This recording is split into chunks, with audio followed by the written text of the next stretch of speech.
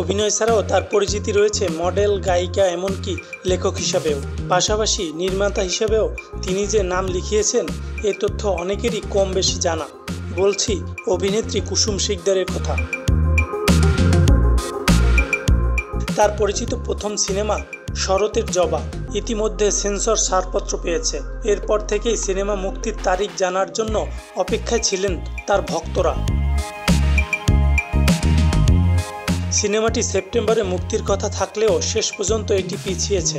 অবশেষে সিনেমাটির মুক্তির সময় জানালেন কুসুম শিকদার। আসছে দুর্গাপূজায় সিনেমাটি মুক্তি পাবে বলে জানিয়েছেন তিনি। সিনেমা মুক্তি প্রসঙ্গে কুসুম বলেন, অনেক যত্ন করে সিনেমাটি বানিয়েছি। চাইলেই এটি আমি 3 মাসে নির্মাণ করতে পারতাম। প্রায় 1 বছর সময় নিয়ে তৈরি করেছি। আমি চেয়েছিলাম আমার প্রথম সিনেমাটি দর্শক দেখুক।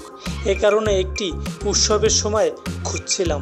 সব কিছু ঠিকঠাক থাকলে দুর্গাপূজা উৎসবে অর্থাৎ অক্টোবরের 2য় সপ্তাহে এটি দর্শক দেখতে পাবেন।